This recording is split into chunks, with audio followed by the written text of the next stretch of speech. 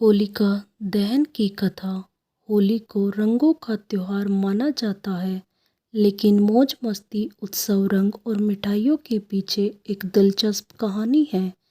कई साल पहले पृथ्वी को हिरण्याक्ष की कैद से बचाने के लिए भगवान विष्णु अवतार वराह सूअर के रूप में आए थे और उसका वध किया था। हिरण्याक्ष का बड़ा भाई हिरण्यकशिपु भक्तों और विशेष रूप से भगवान विष्णु से बदला लेना चाहता था। वह तीनों लोकों स्वर्ग, पृथ्वी और पाताल का स्वामी बनना चाहता था।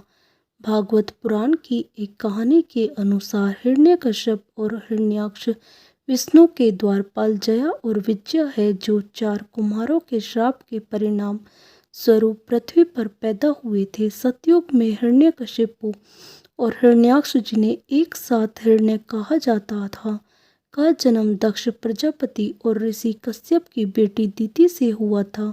वह हिमालय पर गए और कई वर्षों तक कठोर तपस्या करने लगे।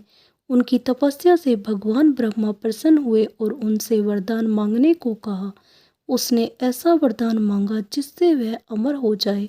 उन्होंने प्रार्थना की कि मुझे मृत्यु न तो मनुष्य से आए, न जानवर से, न शैतान से, न भगवान से, न दिन में न रात में, न स्टील से, न पत्थर से, न लकड़ी से, न घर में, न बाहर, न धरती में, न आकाश में। मुझे विश्व पर निर्विवाद आधिपत्य प्रदान करे। वरदान के साथ वह बहुत दबंग और अहंकारी हो गया। इस मन स्थिति में उसने आदेश दिया कि उसके राज्य में केवल उसे ही भगवान के रूप में पूजा जाए। अब उसने खुद को अजय मान लिया और आतंक का शासन शुरू कर दिया। पृथ्वी पर सभी को चोट पहुंचाई और मार डाला और तीनों लोकों पर कब्जा कर लिया। जब हिरण्यकश्यप यह वरदान पाने के लिए तपस्या कर रहा था, तो उसकी अनुपस्थिति में अवसर का लाभ उठाते हुए इंद्र और अन्य देवताओं ने उसके घर पर हमला कर दिया था। भगवान इंद्र ने अपनी पत्नी रानी कयादु का भी अपहरण कर लिया था, जो एक बच्चे की उम्मीद कर रही थी। इस समय दिव्य ऋषि नारद ने हिरण्यकश्यप की पत्नी कयादु और अजन्मे बच्चे, जो भगवान विष्णु की परम भक्त थी, की रक्षा के लिए हस्तक्षेप किया। नारद के मार्गदर्शन में हिरण्यकश्यप का पुत्र प्रहलाद विकास के इतने छोटे चरण में भी ऋषि के दिव्य निर्देशों से प्रभावित हो गया।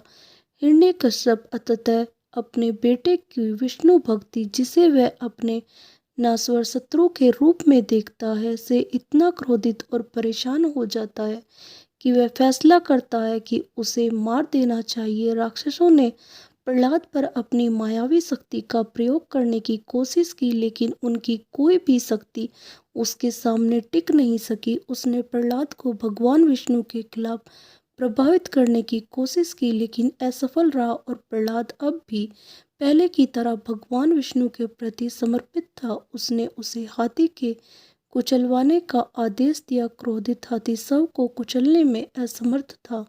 उन्होंने उसे एक चट्टान पर फेंक दिया, लेकिन चूंकि विष्णु भक्त प्रहलाद के हृदय में निवास करते थे, इसलिए वह पृथ्वी पर ऐसे धीरे से उतरे जैसे फूल घास पर गिरता है। उन्होंने एक के बाद एक बच्चे पर जहर देना, जलाना, भूखा रखना, कुएं में फेंकना, जादू टोना और अन्य उपाय आजमाए, लेकिन कोई फायदा नहीं हुआ। वे अपने सभी प्रयासों में विफल रहे, क्योंकि भगवान विष्णु अपने भक्त की रक्षा कर रहे थे। आखिरी उम्मीद के तौर पर राजा ने अपनी राक्षसी बहन होलिका को मदद के लिए बुलाया। होलिका के पास एक विशिष्ट लबादा होता है, जिसे पहनने पर वह आग से होने वाले नुकसान से बच जाती है। अलाव बनाकर हिरण्यकश्यप ने होलिका से कहा कि वह अपने पुत्र प्रहलाद को गोद में लेकर बैठ जाए, इस आशा से कि वह आग का शिकार बन जाएगा। मृत्यु के भय के बिना प्रहलाद भगवान विष्णु के मंत्रों का जाप करने लगा। जैसे जैसे आग बढ़ती गई, तेज हवा के झोंकों से लबादा लहराने लगा। होलिका से कपड़ा उड़कर प्रहलाद के ऊपर आ गया। तभी वह जलकर मर गई और प्रहलाद सुरक्षित बच गया। तभी से उस रात को होलिका दहन के रूप में मनाया जाता है। हिंदू प्रहलाद की जीत और भक्ति या बुराई पर अच्छाई की सफलता का जश्न मनाने के लिए लकड़ियों से अलाव जलाते हैं और अगले दिन रंगों के साथ आनंद लेते हैं।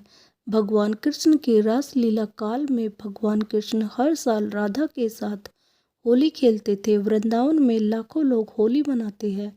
हम एक दूसरे पर रंग गुलाल लगाते हैं और परिवार और दोस्तों के साथ गुंजिया और मालपुआ जैसी पारंपरिक मिठाइयों का आनंद लेते थे। दोस्तों, आपको हमारी कहानी अच्छी लगती है तो कहानी को लाइक करें, कमेंट्स करें और मेरे चैनल को सब्सक्राइब करें। धन्यवाद। राधे राधे।